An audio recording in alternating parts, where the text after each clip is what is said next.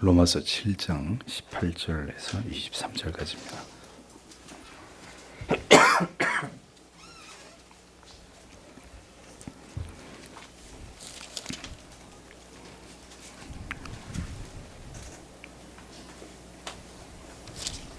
같이 읽겠습니다.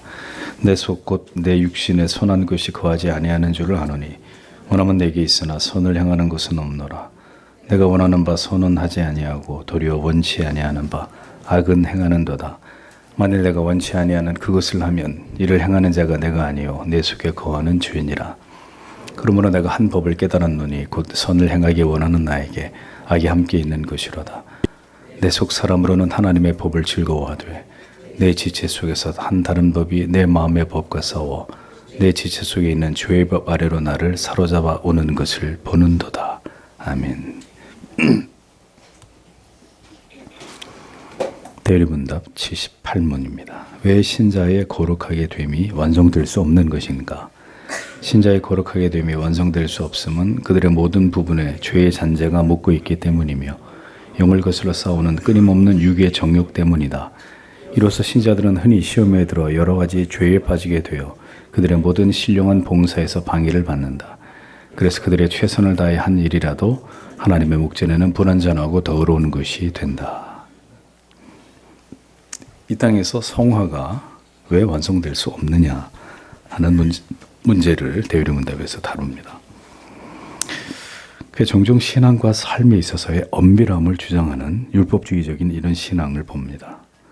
그리스도를 만나서 복음의 위대함을 맛보는 것에 대해서는 이것을 강조하거나 중요하게 여기지 않으면서 어떤 규범과 규칙을 지키는 문제에 있어서만큼은 지나치게 민감하고 그것으로 모든 것을 판단하려 하는 이런 이제 신앙의 유형들을 봅니다. 그런데 그런 신앙의 한결같은 공통점은 자신이 그렇게 신앙적 교리적 엄밀함을 주장하지만 정작 그 자신은 너무도 많은 부분에 있어서 심각한 결함과 불완전함을 드러내 보일 수밖에 없다는 점입니다. 이 땅에서 교회와 성도는 완전함을 추구하되 결코 완전하여질 수는 없습니다. 자, 그렇다고 해서 그 불완전함을 방치하거나 방종에 빠져도 된다는 그런 의미는 결코 아닙니다. 성화에 진력하며 함께 노력해 나아간다 하더라도 우리는 여전히 부족하고 불완전한 존재일 뿐인 것에 대한 이해가 우리에게 필요하다는 것이죠.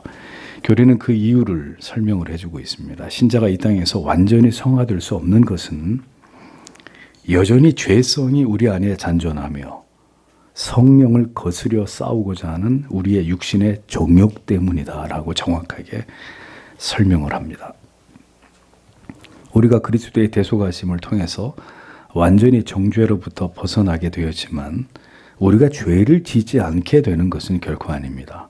그 죄로 인해서 다시는 하나님과 분리되지 않게 되었지만 그럼에도 불구하고 여전히 우리 안에 남아있는 죄성과 그리고 성령의 뜻에 복종하기보다는 우리의 육신을 쫓고자 하는 우리의 정욕의 지배를 당하고자 하는 이런 일들이 이 땅에서 살아가는 동안 신자에게는 계속 지속되기 마련이라는 것입니다. 그래서 방금 읽은 로마서 7장 15절에서 25절은 이러한 구원받은 하나님의 자녀로 할지라도 우리 안에서 일어나는 이 영적인 분쟁과 갈등을 그대로 보여주고 있는 것입니다. 이것이 우리의 내면 안에서 매일매일 일어나고 있는 일이라는 것을 가리키고 있는 거죠. 나의 행하는 것을 내가 알지 못하노니 곧 원하는 이것은 행하지 아니하고 도리어 미워하는 그것을 함이라. 만일 내가 원치 아니하는 그것을 하면 내가 이로 율법에 선한 것을 시인하노니 이제는 이것을 행하는 자가 내가 아니요 내 속에 거하는 죄니라. 내 속 곧 육신에 선한 것이 거하지 아니하는 줄을 아노니 원하면 내게 있으나 선을 행하는 것은 없노라. 내가 원하는 바 선은 하지 아니하고 도리어 원치 아니하는 바 악은 행하는도다. 만일 내가 원치 아니하는 그것을 하면 이를 행하는 자가 내가 아니요 내 속에 거하는 죄니라. 그러므로 내가 한 법을 깨달았노니 곧 선을 행하기 원하는 나에게 악이 함께 있는 것이로다. 내 속 사람으로는 하나님의 법을 즐거워하되 내 지체 속에서 한 다른 법이 내 마음의 법과 싸워 내 지체 속에 있는 죄의 법 아래로 나를 사로잡아 오는 것을 보는도다. 오호라 곤고한 사람이라도 이 사망의 몸에서 누가 나를 건져내랴. 우리 주 예수 그리스도로 말미암아 하나님께 감사하리로다. 그런즉 내 자신이 마음으로는 하나님의 법을, 육신으로는 죄의 법을 섬기노라. 이렇게 기록되어 있습니다.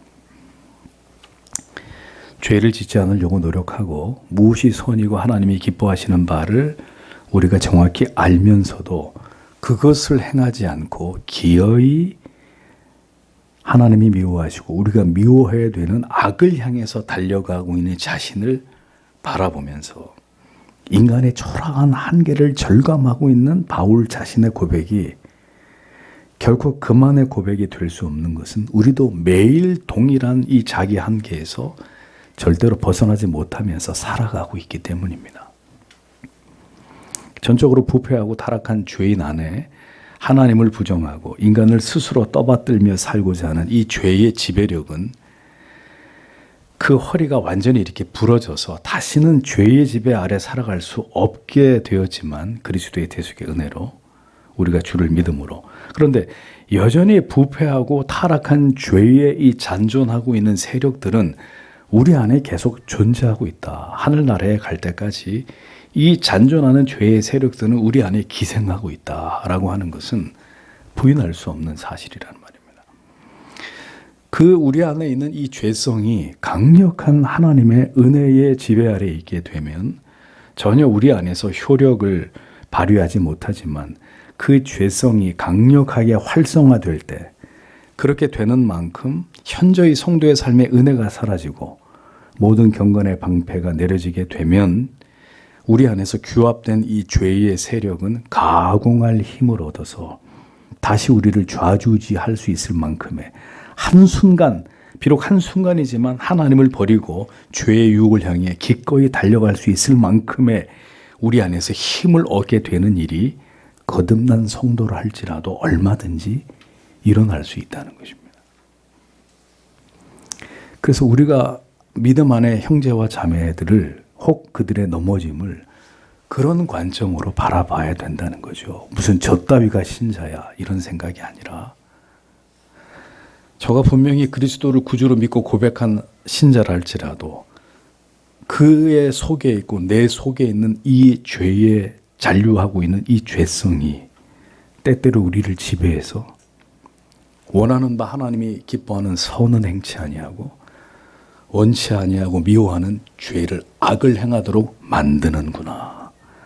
그대에게도 그렇고 나에게도 그렇고 그것이 우리의 부인할 수 없는 모습이구나.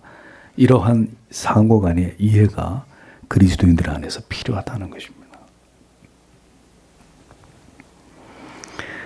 그래서 그러한 상태에 빠지지 않도록 하나님이 강력한 말씀으로 자기의 백성들을 어떻게 합니까? 채찍질하시고 때때로 그 죄를 적나라하게 드러내시고 그것을 수술칼처럼 말씀의 검으로 도려내는 일들을 성령을 통해서 그리고 설교자를 통해서 여러분들의 심령 가운데서 행하시는 것입니다.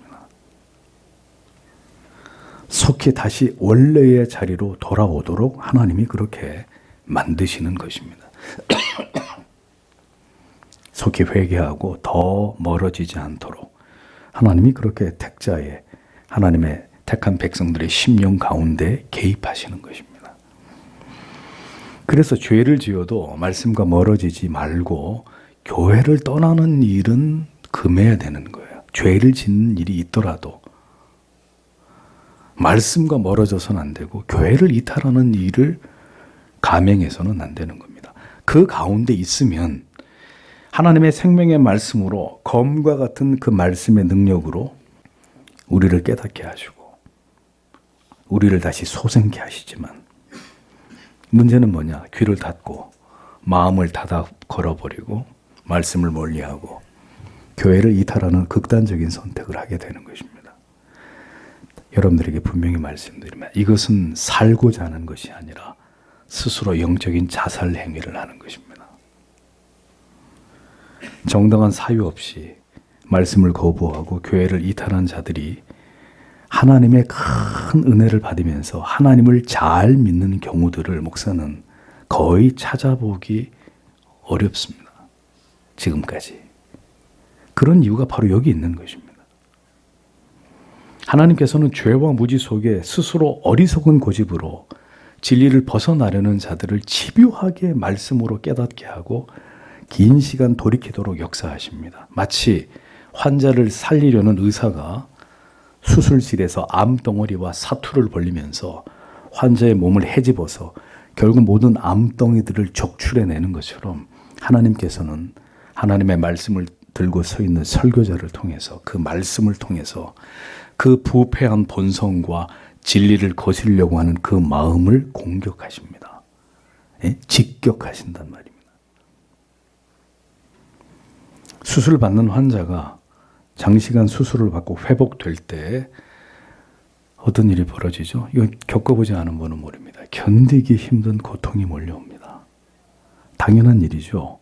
몸의 모든 암덩어리들을 덜어내면서 상당 부분 암에 전이된 다른 육체의 조직까지 모두 다 덜어냈기 때문입니다. 그러니까 생사를 덜어냈는데 죽을 만큼 아프지 않다면 그게 이상한 거죠. 환자가 그렇게 수술이 끝나면 견디기 힘든 고통을 감내해야 될 것이라는 것을 알면서도 의사는 기어이 수술을 감행합니다. 그것은 그가 느낄 아픔보다 더 중요한 그의 생명을 살리기 위해서죠. 진리의 말씀은 성도 여러분 때로 검과 같습니다. 그래서 우리의 감추어진 꽁꽁 감추고 싶은 죄를 또 죄를 죄라고 인정하고 싶지 않은 그것을 공격합니다. 그것은 여러분들을 살리기 위함입니다. 그 죄성을 공격하여 분쇄하고 온전히 하나님께 굴복하는 순종하는 그리스도인으로 만들고자 하기 때문입니다. 그래서 거듭난 하나님의 자녀는 늘 말씀의 공격을 받습니다. 그 고통 속에서 결국 자신이 점점 부인되어져 가고 그리스도의 사람으로 다시 태어나는 이런 기가 막힌 은혜를 얻게 되는 것입니다. 보편적인 기복적이고 인본주의적인 그리스도인 복음을 들으며 신앙생활을 하던 분들이 개혁교회에 오시게 되면 가장 괴로워하는 것이 죄를 지적하는 나를 공격하는 말씀을 듣게 되는 것입니다. 이제껏 교회를 다녀도 늘 위로와 축복과 평안만을 빌어주고 그것을 추구하며 신앙생활을 해왔는데 하나님의 말씀이 비수처럼 나의 죄와 허물과 하나님을 사랑한다고 하면서도 결국 자신을 더 집요하게 사랑하고 있는 이 자기 연민 속에서 하나님을 지금까지 믿어왔다는 그 실체를 보게 만들 때, 적나라하게 드러나서 그걸 보게 만들 때 성도 여러분, 이것을 담담히 받아들일 수 있는 사람은 다수가 아닙니다. 그런데 이 고비를 넘지 못하면 참 신앙에 안착할 수가 없습니다. 그래서 다 여기서 이 고비를 넘지 못하고 떠나는 겁니다. 대부분의 사람들은 고통스러워하고 심지어 마음이 상하기까지 합니다. 죄의 공격을 받아들일 때. 결국 시험에 들게 되고 그런 하나님의 말씀과 설교자에게, 교회에게 결국 등을 돌리게 됩니다. 인간을 상하게 하는 하나님의 말씀은 거부하는 것이죠. 듣고 싶지 않다는 것입니다. 신자는 그가 구원받은 성도라 할지라도 여전히 죄성을 가지고 있습니다. 그리고 여전히 진리에 대해서 하나님에 대해서 무지합니다. 그 무지가, 그 죄성이 우리의 인생을 이토록 아프게 하고 괴롭게 하고 갈등하게 만든다는 것을 쉽게 깨닫지 못합니다. 이것이 인간이 가진 아집과 교만입니다. 이것이 산산이 깨어지지 않고 십자가를 발견하며 자신의 실존을 대면하며 나 같은 죄인을 버리지 아니하시는 하나님의 사랑을 발견하는 일은 불가능한 일입니다. 인간은 모두 자기를 사랑합니다. 자신이 매우 잘 살아가고 있다고 여기고자 합니다. 그렇게 내가 죄를 많이 짓지 않았고 그렇게까지 내가 소망이 없는 존재다라고는 여기려고 하지 않습니다. 그런데 성경의 진리가 인간의 전적인 부패와 타락을 말하고 인간에게는 아무런 소망이 없다고 말하면 그것만큼 괴로운 가시 같은 말이 없는 거예요. 딱 듣기 싫은 말입니다. 우리의 죄성과 정욕은 끊임없이 말씀의 공격을 받아 회개하는 자리로 나아가 그것을 깨뜨리는 것으로 언제나 관리되어져야 하고 그렇게 다루어져야 합니다. 그것만이 그 죄성과 우리의 육체의 정욕을 강력하게 제어하고 그것이 다시 우리를 지배하지 못하게 하는 방편이 되기 때문입니다. 그렇게 죄를 죄로 정확하게 인식하며 점점 죄를 미워하고 혐오하게 되어야 비로소 나 같은 죄인을 위해 하나님의 아들께서 자신을 버려주신 이 사실 때문에 가슴이 미어지는 감사와 감격을 맛보고 눈물로서 다 갚을 수 없는 깊은 하나님께 용서를 구하는 그 진실된 마음이 성도의 영혼 안에 깊이 자리 잡게 되는 것입니다.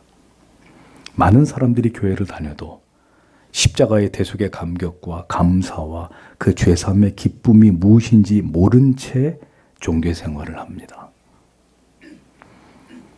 여러분 당장 여러분 자신에게, 여러분들의 자녀에게 한번 물어보십시오. 예수 그리스도의 십자가의 대속에 대한 진실한 은혜와 감격과 감사가 있는지를 확인해 보십시오. 모두 그냥 자기가 편하기 위해서 교회에 다닐 뿐입니다.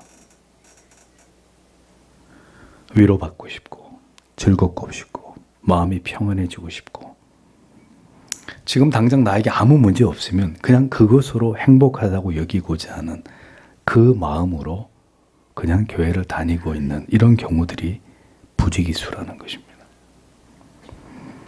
그러니 전혀 성화의 삶, 죄를 죽이는 삶, 자기를 부인하는 삶, 언제나 십자가를 부여잡고 그 앞에서 오열할 수밖에 없는 이런 하나님의 은혜와 사랑 앞에 감사와 감격을 체험하는 이런 삶과는 동떨어진 종교 생활을 그냥 하고 있을 뿐인 이런 상태가 되는 것입니다. 여러분, 그래서 죄를 죽이지 않으면 죄가 우리 영혼을 죽이는 이런 일들이 일어나게 됩니다. 그렇게 되면 우리를 우리가 게으르게 되고 나태하게 되고 무엇보다 자기 자신을 끔찍하게 사랑하는 삶을 절대로 버리지 못하는 삶이 지속됩니다. 공동체를, 교회를 더 사랑하고 죄의 모든 유혹을 이기고 성령으로 하나님의 능력으로 충만한 삶은 구경도 하지 못한 채로 그렇게 인생이 쉬이 지나가 버릴 수밖에 없는 일들이 일어나게 된다는 것입니다. 언제나 시험에 들게 되고 항상 신앙의 뜨거움과 열렬함이라고 하는 것은 찾아보기 어려운 그런 삶을 살아가게 됩니다. 사람들에게 인정을 받고 자기 의를 드러내는 것에만 집착하게 되고 결국 사람들에게 실망하거나 사람들이 자기를 알아주지 않을 때 종교적인 열심의 동력을 상실하게 되는 일들이 그래서 일어나게 되는 것입니다. 여러분, 무엇을 믿는 것인지를 깊이 생각해 보십시오. 나를 죽이기 위해 나를 부인하고 십자가를, 그 고난을 영광으로 여기며 그것을 잘 감당하기 위해서, 그것을 위해서 예수를 믿는 것인지, 오늘도 나를 드러내고 높이기 위해서 내가 위로받고 마음의 평안을 얻기 위해 교회를 다니는 것인지를 돌이켜 보셔야 합니다. 성도가 왜 시험에 듭니까? 왜 죄에 깊이 빠지게 됩니까?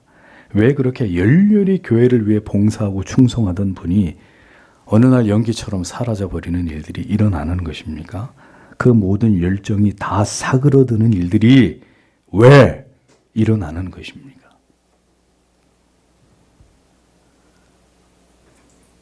무엇으로 주를 섬긴 것인지를 생각해 보십시오. 나를 향하신 십자가의 그 사랑의 감격으로, 그 감사로 성도와 교회를 섬긴 것인지, 아니면 자기를 나타내고 자기의 우월성을 증명하기 위해서 그렇게 한 것인지를 우리는 깊이 돌아보아야 합니다. 하나님은 다 알고 계십니다. 우리가 어떤 마음으로 교회를 섬기고 모든 일들을 감당하고 있는지를 다 꿰뚫어 보고 계십니다. 우리가 이토록 가변적이고 불완전하고 여전히 이 죄성과 육체의 정욕의 지배를 당하는 존재일 뿐이기에 교리는 이렇게 설명합니다.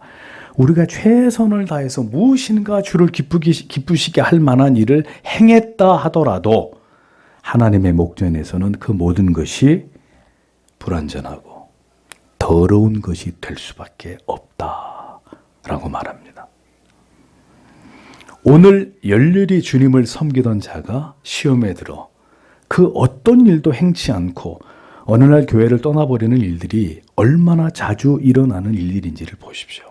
오늘 그렇게 은혜를 받으며 충만했던 지체가 어떤 일로 결국 유혹에 넘어져서 공동체를 이탈하는 일들을 보십시오. 우리가 무엇인가 열렬히 주를 위해서 했다면 그렇게 할 수 있는 은혜를, 마음을 하나님이 주신 것입니다. 또다시 죄성의 고개를 쳐들고 우리 안에 역사할 때 그 은혜가 모두 소멸되고 차가운 얼음처럼 영혼이 굳어져 버리게 되면 바로 그 모습이 하나님께 지금 죄를 짓고 있는 것이 된다는 것을 왜 모르십니까? 내 마음대로, 내가 하고 싶은 대로 그렇게 모든 자리에서 미끄러져서 그 모든 이유를 다른 곳에서 찾으면서 마음을 굳게 걸어 잠그고 있는 그것이 어떻게 진정한 믿음을 가진 자들의 모습이 될 수 있겠습니까? 하나님의 사람들은 눈물을 흘리며 회개하고 자기 안에서 문제를 봅니다. 내가 가장 큰 은혜의 걸림돌이라는 걸 깨닫습니다. 다른 누구가 아니라 내가 내 자신에게 있어 은혜의 걸림돌이라는 사실을 깨닫습니다. 비유를 얘기하자면 여러분, 우리가 어떻게 예수를 믿게 된지를 아십니까? 이거는 기적 같은 일인데 여러분이 차를 몰고 전속력으로 달리고 있단 말입니다. 지금 하나님을 등지고 전속력으로 아주 성능 좋은 스포츠카를 타고 전속력으로 달리고 있습니다. 그런데 예수 그리스도가 우리를 붙들어 세워서 하나님의 반대 방향을 향해 전속력으로 무섭게 질주하고 있던 나를 그분이 붙들어서 하나님께로 향하도록 만드신 것이, 그렇게 강제하신 것이 구원입니다. 가만 놔두면 지가 알아서 천만에. 그건 구원이 아닙니다. 전속력으로 하나님과 반대되는 방향을 향해서 미친 듯이 질주하고 있던 나를 예수 그리스도가 붙들어서 다시 하나님께로 돌아오게 만든, 일어날 수 없는 일이 우리에게 일어나 버리는 것이 구원입니다. 그러니 그걸 제대로 깨닫고 이해한 사람이 자기를 주장한다고요? 자기를 고집한다고요? 구원받은 사람이 아니기 때문에 가능한 이야기죠. 이 엄청난 일이 아직 그의 영혼 가운데 일어나지 않았기 때문에 자기를 고집하고 주장하는 것이 가능한 것입니다. 결국 성화를 가로막고 있는 것은 다른 이유가 아니라 이 깨어지지 않은 내 안에 있는 이 완고함이라는 것을 발견하고 애통하게 되는 것입니다. 부디 주님 저를 깨뜨려 주십시오. 저 인간을 깨뜨려 주십시오가 아니라 부디 저를 깨뜨려 주시옵소서. 주님. 마음에서 들리는 소리를, 성도 여러분, 이 마음에서, 감정에서 들리는 소리를 듣지 마시고 여러분들의 머리에서 들리는 진리가 말씀하는 바를 쫓으십시오. 죄를 죽이기 위해 말씀과 기도에 매달리지 않으면 결국 죄가 말씀의 모든 은혜와 자기를 태울 수 있는 열렬한 기도의 불을 다 꺼뜨려 버릴 것입니다. 다른 핑계를 대지 마십시오. 당신이 주 앞에 무릎을 꿇어야 합니다. 다른 길은 없습니다. 기도하겠습니다.